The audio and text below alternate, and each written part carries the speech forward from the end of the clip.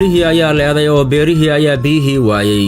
Dadkii webiga Jubaya Shabeelle jiinkiisa ku noolaana isha ayay la raaceen webigii oo sii gudhaya. Raacatadii Soomaaliyeedna waxay ka tallaabeen seerayaasha oomaska ah iyagoo beegsanaya halka baadka iyo biyuhu ka xigaan. Dhulkii dooganaa ayaa doorsoomay oo dhirtii arlada Soomaaliyeed ayaaba caleemihii daadisay. Qoraxdiina waxay soo daysay kulayl daran ilaa dhulkiiba ahaaday mid oomas iyo abaar ah. Abaartii 2011 Soomaaliya ka dhacday waxay ahayd dhibaato weyn oo ina soo martay.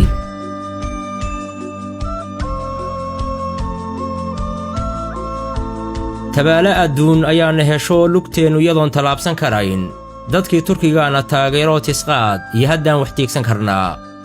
Tamar iyo lixaad haddaan tacab helay, kuwii tolnimo waxii taray iyo dadkii Turkiga taariikhdu miyay hilmaami kartaa. taariikhdu waxay mara ka tahay in xilli ka mid ah xilliyada wareega ee xasuusta badan ay u soo gurmatay xidigta cas walaasheedu waa xidigta buluuga. Maxaa yeelay waxaa jira arxan iyo xiriir iskaashi oo fac weyn oo ka dhexeeya Soomaaliya iyo Turkiga.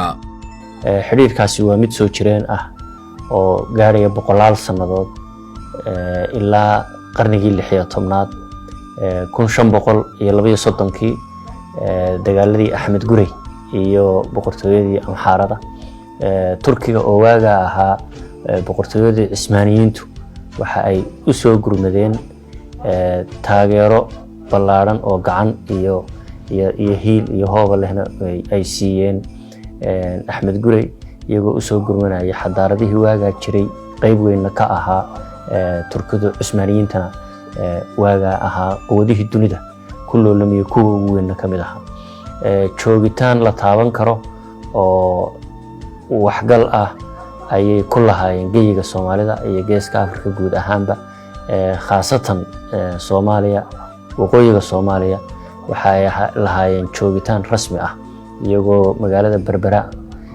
nidaamka biyo-gelinta oo ilaa hadda la isticmaalo iyagu sameeyay jeelka weyn ee Berbera iyagu sameeyay masaajidka weyn ee jaamaca Cismaaniyiintu waqtiga ay sameeyeen sidoo kale Saylac iyo dhulka raadad bay kaga tageen boqortooyada Cismaaniyiintu markii ay geeska Afrika iyo dhulka Soomaalida ay joogeen.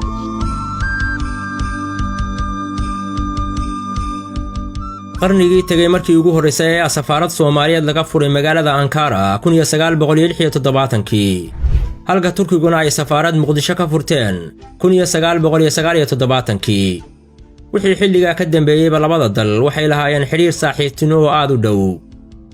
xiriir waxaa naga dhaxeeyay oo safaarad ay uga furneed halkan anagana safaarad nooga furneed Ankara dawladii dhexe waqtigii ay jirtay oo dalka markii gumaysiga jaxdankii kadib xorriyadda aan qaadanay oo dawladnimadeena aan yagleelanay kadib xiriir waxaa noo bilaabmay oo iyagana dawladnimada casriga ah waqtigaas ay yagleesheen waxaa noo bilaabmay xiriirkaas waxa naga dhaxeyn jiray xiriir saaxiibtinimo iyo walaaltinimo oo xaqiiqdii waqtiyadaas madaxdeeni ay booqan jireen Ankara kuwada halka ay imaan jireen waqtigaas waxa naga dhaxeey xiriir aad u fiican oo saaxiibtinimo iyo walaaltinimo leh xiriirka cusub dib u bilowday wixii ka dambeeyay maaragta dawladihii dambe marka burburka ka soo kabanay kadib dawladihii ku meel gaarka ahaa oo dalkan u dhismay ayuu xiriirkii dambe hadana bilowday waxa uu aad u sii xoogaystay 2011 markii madaxweyne Erdogan oo waqtigaas ah ra'iisul wasaare dalka yimid 19 August 2011 ayay ahayd markii uu gegida caalamiga ah ee Muqdisho uu ka soo degay mudane Rajab Tayyip Erdogan oo kalka ahaa ra'iisul wasaaraha Turkiga. booqashadaasi waxay noqotay mid indhaha caalamka ku soo jeedisay Soomaaliya oo xilliga ay ka jiraan abaaro iyo macluul daran. Erdoganna waxa uu noqday mas'uulkii ugu heerka sarreeyay ee soo booqda Soomaaliya tan iyo burburkii. booqashadaas oo gundhigu noqotay xiriirka casriga ah ee u dhexeeya labada dal iyadoo daahfurtay xiriirka iskaashiga oo dhanka siyaasadda dhaqaalaha iyo amniga oo dhex mara labada dal. 2011 waxay activate gareysay xiriirkii soo jireenka ahaa oo dawladda Soomaaliyeed iyo shacabka Soomaaliyeed iyo dawladda Turkiga iyo shacabka Turkiga ka dhaxeeyay ayay daboolka ka qaaday maalinkaas uu soo degayay Erdogan waxay la mid tahay maalinkii Axmed Gurey Turkiga u soo gurmaday oo lala dagaalamayay maxaa la dhihi jiray dowladihii markaas cadowga ku ahaa taas oo u dhiganta in maalintaas oo kale ka mid ah aynan soo maraynin marka Soomaaliya oo god ku sii dhacaysa oo shabaab iyo gaajo iyo problem dilooday adduunkuna uu ka jeestay oo u arkaayo dowlad iyo shacab fashilmay ayuu Erdogan wuxuu yiri ma aynan fashilmin dad jiro waaye annaga garab taagan cidii soo garab Turkiga ayaa qayb ka noqday dadaaladii gargaarka ee dadkii abaaruhu saameeyeen iyaga oo bilaabay ololaha gargaarka bini'aadanimada ee Soomaaliya taasoo qayb ka ah diblomaasiyadda firfircoon iyo gargaarka bini'aadanimo ee siyaasadda arrimaha dibadda ee Turkiga dawladdu waxay abaabushay dadka Turkiga waxay ururiyeen dhaqaale aad u badan sanadkii 2011kii deeqaha shirkadaha gaarka loo leeyahay Turkigu ugu deeqeen Soomaaliya waxay gaadhayeen 365 milyan halka dawladda Turkiguna ay ku deeqday 49 milyan oo dollar sanadkii 2011kii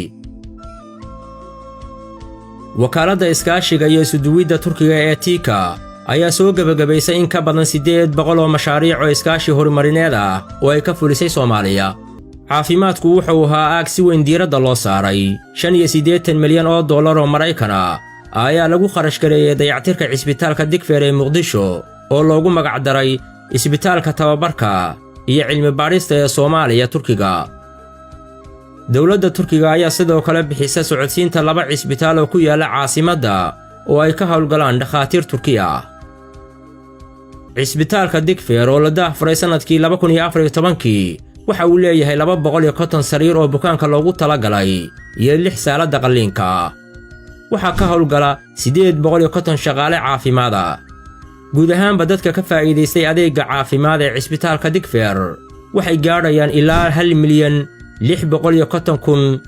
1,650,378 bukaan waxaana lagu sameeyay 28,567 qalliin oo kala duwan dhanka waxbarashadana hay'adaha dawliga ah ee Turkiga iyo ururada samafalku waxay si dhow ula shaqeeyaan wasaaradda waxbarashada hidaha iyo tacliinta sare si loo qaabeeyo nidaamka waxbarashada dalka dugsiyo cusub ayaa la dhisay kuwa kalena waa la dayactiray si kor loogu qaado tayada xarumaha tacliinta sare ee Soomaaliya TİKA waxay ku taageertay dhowr jaamacadood iyo dugsiyo ka shaqeeya tacliinta sare qalab waxbarasho iyo tashiilaad Turkiga ayaa sidoo kale Soomaaliya ka hirgeliyay xarumo xirfadeed oo lagu tababarayo dhalinyarada laguna qalabeeyo qalab lagaba maarmaan ah Soomaali badan baa waxbarasho u tagta dhinacyada kala duwan ee dawladda ayaa waxbarasho loogu diraa ama amniga ha noqoto ama dhinacyada kale ee caafimaadka ha noqoto engineering ha noqoto marka dhalinyaro Soomaaliyeed oo kumaankum ah ayaa wax ku barta maanta Turkiga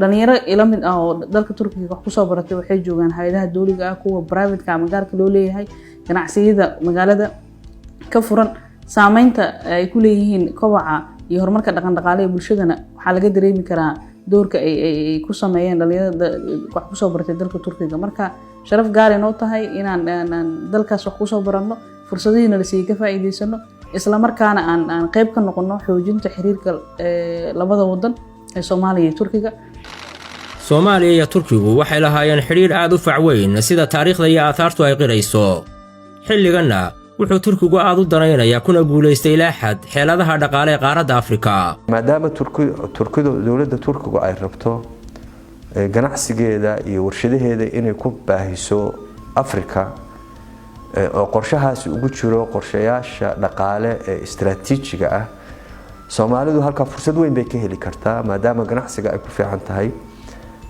Afrika ay meelo badan joogto oo ay ka ganacsato Afrika ay dad badan aftaqaano ama ay isku dhaqan yihiin Afrikaan badan waxaan oran lahaa way iska kaashan karaan Turkida iyo Soomaalidu sida ay Afrika ganacsigooda iyo dhaqaalahooda u gaarsiin lahaayeen waxa ah fikrad tisqaad leh in Soomaalidu ay hogaaminayso isdhexgalka dhaqaale ee Afrika iyo Turkiga Soomaaliya waxay hor u marisay nidaam cusub oo u sahlaya maalgashadayaasha shisheeyuhu inay ku soo hirtaan dalka kaas oo ay hagayso siyaasadda dhiirigelinta maalgashiga qaranka oo qeexaya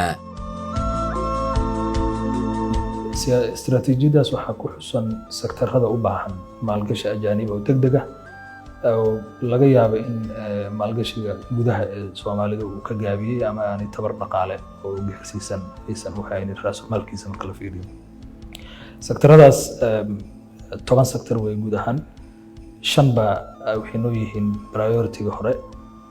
5taa waxaa ugu horeeya 3 wax soo saarka ah, beeraha, kalluumeysiga iyo xoolaha oo iyagu laf dhabar u ah dhaqaalaha Soomaaliya, GDP-giisana wax weyn ku soo biiriya. waxaa kaloo ahmiyadaha 5taa ugu horeeya noogu xiga marka productive sector-ka oo 3daas laga yimaado tamarta iyo bangiyada, nidaamka maaliyadda bangiyada. labadaa dambe waa labada horseedi karta guusha 3da hore oo productive-ka ah. marka fursadaha hadda jiro oo diyaarka ah oo maalgashatada ajaanibta iyo khaasatan kuwa Turkida ay indhaha ku hayn karaan ama ay maalgashan karaan, faa'iido badan ay ka helayaan, wadankana saameyn weyn ay ku yeelanayso. waa labada sektor oo enablers ah ama kaabayaasha ah. mugga ganacsi ee labada dal ayaa gaadhay in ka badan $280 milyan sanadkii tagay ee 2020. shirkado gaar loo leeyahay oo Turkiya ah ayaa mashaariic ganacsi iyaguna ka wada Muqdisho. tusaale ahaan tan iyo 2013 shirkadda Fafori ayaa maamusha garoonka diyaaradaha ee aadan cadde ee Muqdisho. Turkiga ayaana dayactiray oo dhisay terminaalka. si loo hagaajiyo xiriirka dhaqaale ee labada dal, labada dhinac waxay kala saxiixdeen heshiis lagu maalgelinayo dhulka beeraha ee Soomaaliya. jaaliyadda Soomaaliyeed ku dhaqan dalka Turkiga ayaa maalgashi xoog leh ku sameynaya dalka Turkiga, iyagoo xitaa intay dalal kale ka soo guureen deegaamo ka dhiganaya halka. dadkaasi maalgelin bay ku sameeyeen dalka Turkiga. dukaamay ka furteen, dhakhaatiir bay ka furteen, hoteelay ka furteen, waxay ka furteen iskuulo ganacsi.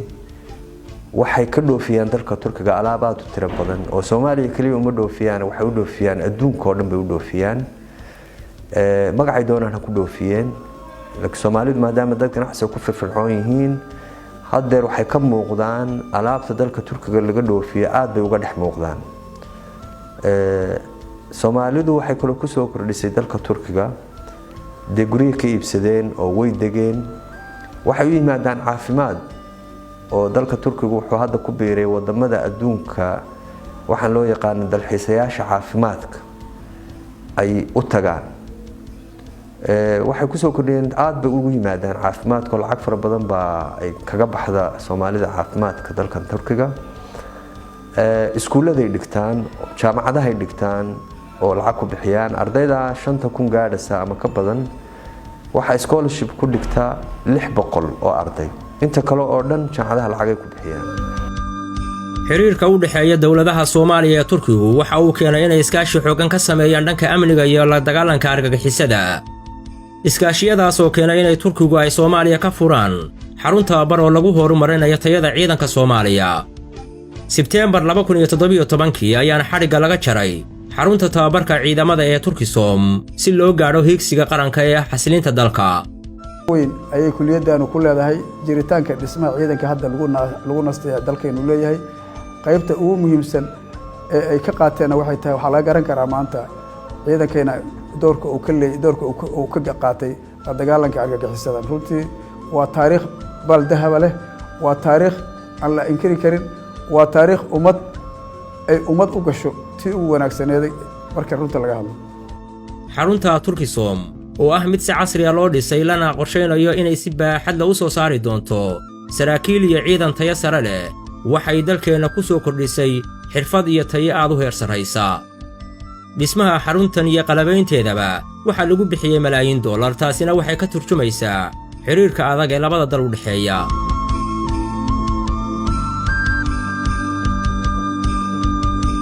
waxaan u mahadcelinayaa dowladda saaxiibaha nahay waalaha nahay Turkiga. sidaad ogtihiin dowladda Turkiga iyo Soomaaliya waxay leeyihiin saaxiibtinimo iyo xiriir dheer oo ka badan boqolaalo sano. waxaan rajeynayaa insha Allah xiriirkaas inuu sii xoogsado sanadaha soo socda iyo qarniyada soo socda insha Allah hadduu Ilaahay yiraahdo inay noo soo baxaan dhalinyaro 2 sano ku jiray academy oo bartay cilmiga militariga nooc walba leh iyo saraakiil xigeenno waxaad ka heli kartaa oo keliya saaxiib iyo walaal yaad ka heli kartaa.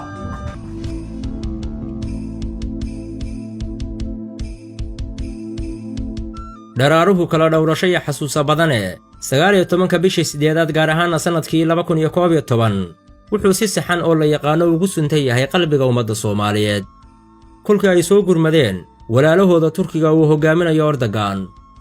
dhacdadaas dhowrsooni maanta way 10 jirsatay ee maxaa la gudboon labada dhan si ay uga wada shaqeeyaan qorshaha iskaashiga saaxiibtinimo ee labada dal.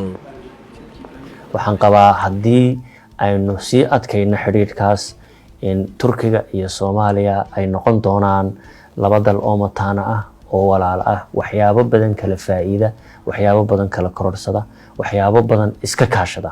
sida Soomaalidu maanta ay u aamintay Turkiga oo ay u degtay Istanbul iyo Ankara iyo magaalooyinka kale oo haddii ay caafimaad rabaan inay u baxaan qof kasta oo kari karaya, ama ha noqoto ganacsade, ama ha noqoto madaxda, ama ha noqoto muwaadiniinta kale ay rabaan inay u tagaan Turkiga halkii meel kale ay u tagi lahaayeen.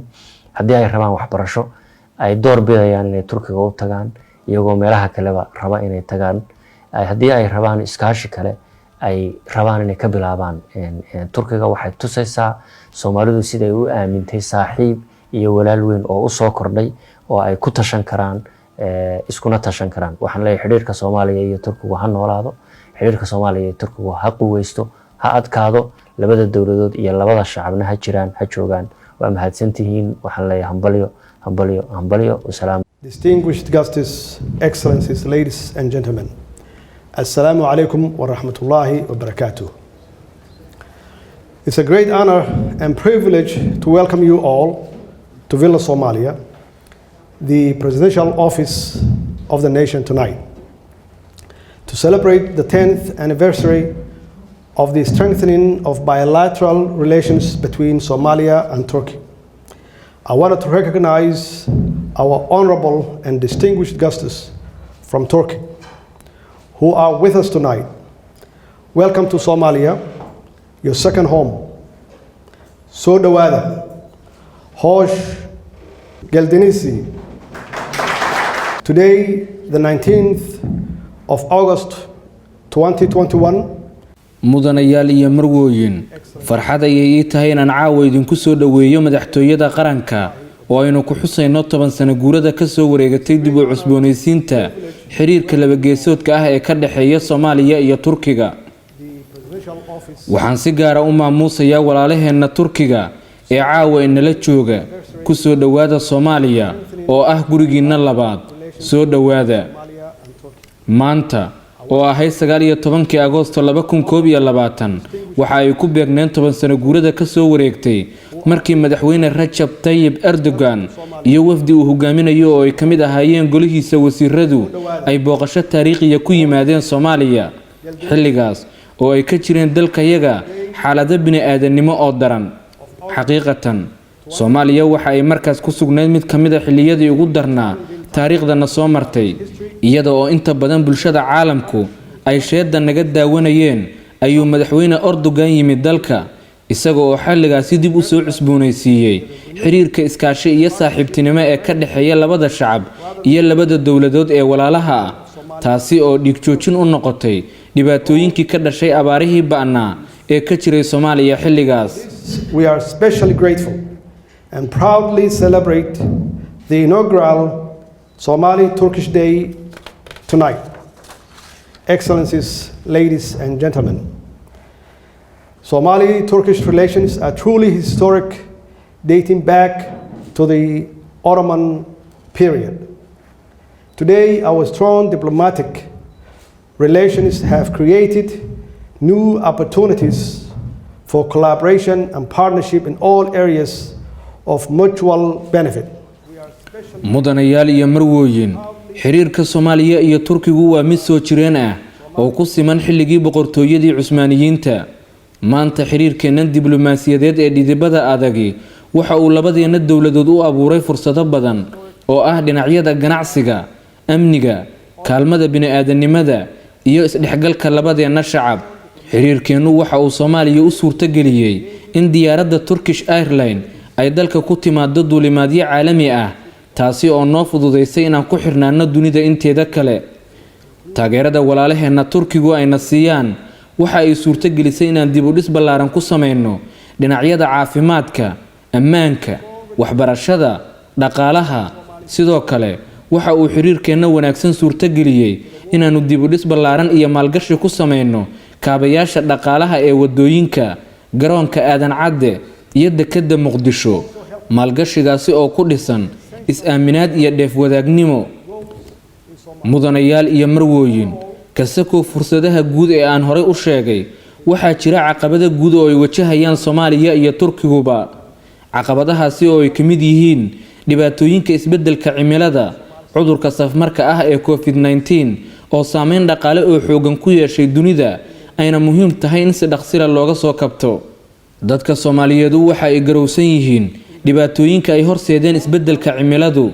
sidaasi awgeed waxaan la qaybsanayaa walaalaheena dalka Turkiga, shacab iyo dowladba, dhibaatadii ka soo gaartay dabkii iyo duufaantii dhawaan ku habsatay qaybo ka mid ah dalkaas, taasi oo sababtay khasaare nafeed iyo mid maalba. waxaan ku kalsoonahay hogaaminta madaxweyne Rajab Erdogan, dhabar adayga iyo howlkarnimada shacabka Turkiga oo iskaabaysa ay horseedayso inay degdeg uga soo kabtaan dhibaatadaas deegaanadii ku waxyeeloobay. dhanka xal u helidda cudurka safmarka ah ee COVID-19 iyo ka soo kabashada saameynta dhaqaale, waxaa muhiim ah in labadeena dowladood iyo shacab ay sii xoojiyaan xiriirka iyo iskaashiga. arrinkaasi oo kordhinaya ganacsiga, maalgashiga, ka faa'iideysiga iyo isdhaafsiga adeegyada caafimaadka ee ka dhaxeeya Soomaaliya iyo Turkiga. While both our governments are committed to sincerely advancing our solid relations, it is the clear positive engagement between our two peoples that gives me the most hope for an even stronger and durable Somalia-Turkey relations built on the firm foundation of respect, interdependence, and common endeavor. inkasta oo labadeena dowladood Soomaaliya iyo Turkiga ay ka go'an tahay in si hagar la'aan ah u horumariyaan iskaashiga miradhalka ah, haddana xiriirka xooggan ee ka dhaxeeya labadeena shacab ayaa ifafaalo wanaagsan u ah. inkasta oo labadeena dowladood Soomaaliya iyo Turkiga ay ka go'an tahay in si hagar la'aan ah ay u sii horumariyaan iskaashigooda miradhalka ah, haddana xiriirka xooggan ee ka dhaxeeya labadeena shacab ayaa ifafaalo wanaagsan u ah in uu sii jiri doono iskaashigeena iyo walaaltinimadeena oo ay asaas u tahay cilaaqaadka ku salaysan is-ixtiraam iyo wada qabsi. waxaan ku soo gunaanadayaa Soomaaliya ha noolaato, Turkigu ha noolaado, ha sii jiro iskaashigeena dhaxalgalka ah. I would like to conclude by saying, long live Somalia, long live Turkey, long live our strong partnership. I thank you and good evening.